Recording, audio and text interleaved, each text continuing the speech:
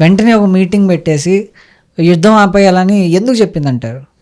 ఎప్పుడైతే ఇవన్నీ జరిగినాయో వాళ్ళకి అర్థమైంది ఏంటి, ఈ బ్రహ్మోస్ క్షిపణికి సమాధానం లేదు. రేపు పొద్దున ఎక్కడైనా సరే పాకిస్తాన్లో ఏ ప్రాంతాన్నైనా సరే టార్గెట్ చేయగలదు, చేస్తే దాన్ని మనం ఆపలేం, చేయలేం. అర్థమైపోయింది వాళ్ళకి. ఎప్పుడైతే అర్థమైందో ఇప్పుడు దీంట్లో నష్టపోయింది ఎవరు? ఆయుధ వ్యాపారస్తులు.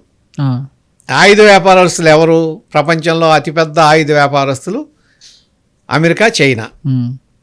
వాళ్ళు ఆయుధాలు అమ్ముకుంటారు, వీళ్ళు ఆయుధాలు అమ్ముకుంటారు.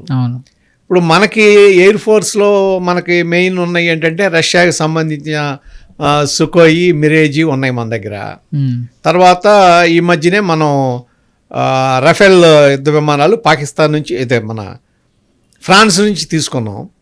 అయితే ఆ ఫ్రాన్స్ నుంచి తీసుకునేటప్పుడు యుద్ధ విమానాలతో పాటు టెక్నాలజీ కూడా వాళ్ళ దగ్గర నుంచి కొన్నాం మనం. ఓకే.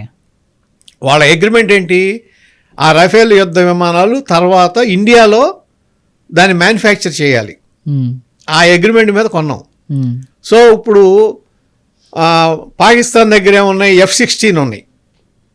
ఇది అమెరికన్ అడ్వాన్స్డ్ టెక్నాలజీ అనుకుంటున్నారు. ఇది గతంలో 1965లో 64-65 వారప్పుడు ఏది శాబర్ జెట్లు, అట్లాగే పఠాన్ యుద్ధ ట్యాంకులు ఎట్లాగైతే అది ప్రపంచంలో అత్యుత్తమం అన్న వాటిని ఆ యుద్ధం తర్వాత ఆ పేరు అనేదే మర్చిపోయారు ప్రజలు. ప్రపంచం మర్చిపోయింది, ఎందుకంటే అంత ఆ విధంగా డిస్ట్రాయ్ చేశారు వాటిని మన ఇండియన్ ఆర్మీ.